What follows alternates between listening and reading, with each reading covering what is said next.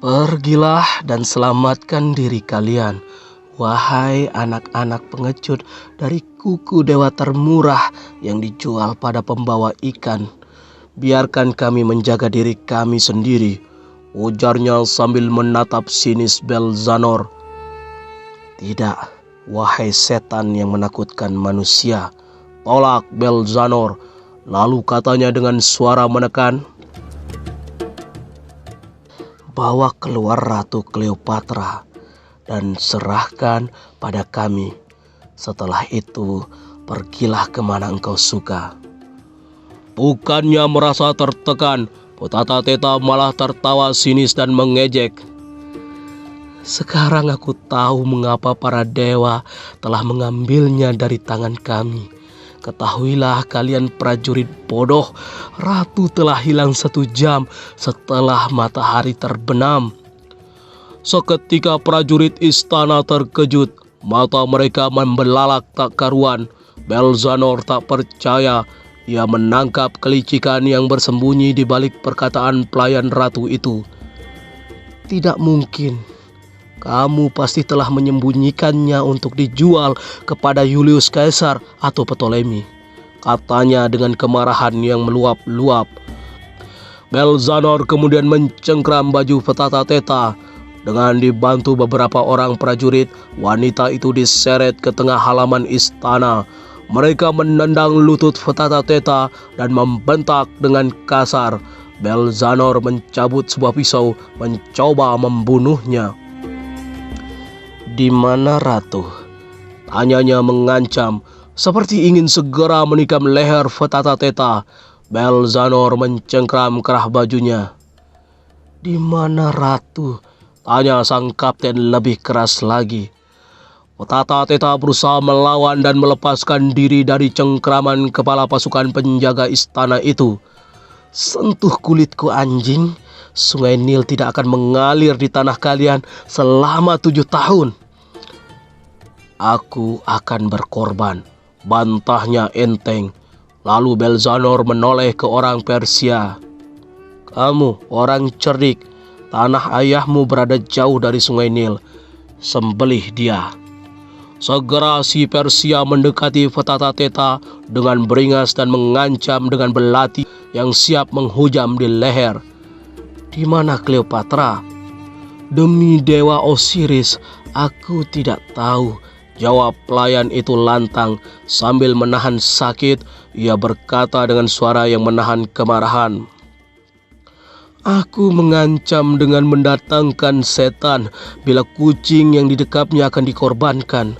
Kukatakan padanya, dia akan dicampakkan di sini sendirian saat orang Romawi datang sebagai hukuman karena ketidakpatuhannya, dan sekarang dia bersembunyi entah di mana. Aku berkata sebenarnya, aku bersaksi demi Osiris. Dia berkata benar, Belzanor, tandas perempuan lainnya bersamaan. Kamu telah menakut-nakuti anak itu, ujar Belzanor kesal. Lalu ia memerintahkan anak buahnya mencari Cleopatra. Cepat cari dia ke dalam istana, cari di setiap sudut. Perintahnya pada prajurit istana. Terbetik dalam hatinya akan mendapatkan hadiah dan anugerah besar dari Julius Caesar atas jasa-jasanya menyerahkan Ratu Mesir. Cleopatra seorang gadis cantik dan masih perawan. Hebat juga sahabat Persia ini, katanya dalam hati. Segera para prajurit pimpinan Belzanor menerjang setiap ruang dan tempat-tempat penting dalam istana. Seperti musuh mereka mengobrak-abrik seisi istana, memukul para pelayan yang mencoba menghalangi tindakan kasar mereka. Potata Theta berteriak, kalian melanggar aturan, tak boleh menginjak tempat suci. Kalian kejam berada dalam ruangan ratu. Teriakannya langsung terhenti saat orang Persia menempelkan pisau di leher. Ia pun hanya bisa pasrah dan tak berkutik. Bel Afris datang dengan tangan hampa. Wajahnya merah padam karena mimpi untuk memperoleh hadiah besar akan hilang akibat ulah sang kepala pelayan Potata Theta. Setelah mendengus kesal, ia menatap Tata-Teta penuh kemarahan sambil mencengkeram kasar bahu kirinya. "Nyonya, tuanmu sedang tidur atau mungkin berburu. Kamu tahu pedang ini akan segera menebas lehermu.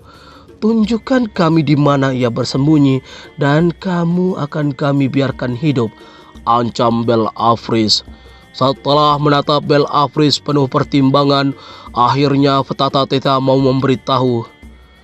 "Pergilah kalian ke gurun dan cari Cleopatra pada bayangan Sphinx. Kalian akan segera tahu tidak ada sesuatu yang membahayakan ratu." Lalu katanya mengingatkan, "Dengarkan aku, kalian orang muda yang tidak mengerti. Cleopatra hanya takut padaku, tapi dia lebih takut kepada orang Romawi.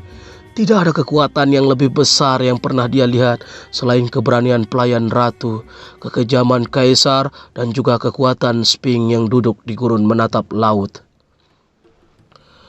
Sekadar diketahui, Sphinx adalah sebuah mitos yang diwujudkan dalam bentuk patung berbadan singa dan berkepala manusia. Ia penuh legenda dan memiliki nilai seni yang sangat tinggi, peninggalan Mesir dan Yunani. Menurut legenda, Sphinx adalah sosok yang selalu mendatangi penduduk untuk memberi pertanyaan dan teka-teki tentang segala persoalan. Ia kemudian dianggap sebagai The Omniscient atau Maha Tahu. Sphinx tertua sekarang terletak di Giza, Mesir. Sudah ada sejak masa kekuasaan Raja Khafre antara tahun 2575 sampai 2465 sebelum Masehi. Saat ini ia diberi nama Abu al-Hawl. Kembali ke cerita. Sejurus kemudian Belafris memandang orang Persia. "Bisakah kita percaya?" tanyanya gusar.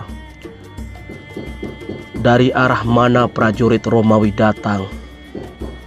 Mereka akan menyeberangi gurun dari arah laut dan pasti melewati Sphinx," jawab Belafris sang pelayan kuil. Si Persia menatap Tata-Teta lekat-lekat. Kemarahannya telah memuncak. "Wahai lidah aspik, kamu telah memberitahu kami, tapi kami mungkin akan mati di ujung tombak orang Romawi di gurun itu." Seketika ia menekan pisaunya ke leher sang pelayan. Tapi Tata-Teta berusaha mencegahnya. "Tidak, jangan lakukan sayang." Habis berkata, ia langsung menendang betis si Persia, melepaskan cengkramannya, bangkit, lalu lari sekuat tenaga, menghilang di balik dinding yang gelap. Si Persia terjungkal, sedang Belafris malah menertawakannya. Para penjaga berusaha mengejar, tapi sia-sia. Sesaat kemudian Belzanor muncul, disusul anak buahnya yang datang penuh kekesalan. Mereka prajurit yang gagal. "Apakah kamu telah menemukan Cleopatra?" tanya si Persia sambil membersihkan pakaiannya yang berdebu. "Tidak," jawab Belzanor datar. Suaranya memendam kekecewaan pahit. "Kami telah mencarinya di setiap sudut," lanjutnya. Tiba-tiba muncul seorang penjaga dari arah pintu istana. "Celaka, aduh, lari," teriaknya penuh ketakutan. Nafasnya terengah-engah seolah tenaganya diperas ketakutan yang sangat. "Apa yang terjadi?" tanya Belzanor. Setelah merasa agak tenang, si penjaga menjawab, "Kucing putih yang akan dikorbankan telah dicuri." Seketika semua orang yang ada di situ kaget. Jantung mereka berdetak tak beraturan, diselimuti kabut ketakutan yang hitam pekat. "Celaka, celaka!" petik mereka hampir bersamaan. Seperti berada dalam bayang-bayang maut, mereka pun berlarian tak tentu arah, meringis dan berusaha menyelamatkan diri. Mereka adalah orang-orang rapuh dan tak punya keberanian serta tanggung jawab untuk melindungi istana sampai titik darah penghabisan. Obor yang menerangi istana jatuh terlempar dan membakar apa saja yang terjilat oleh lidah panasnya. Sesaat kemudian, istana lambang kebesaran sebuah peradaban itu pun hanyut dalam kesunyian waktu, ditelan kegelapan malam bagai hamparan pusara.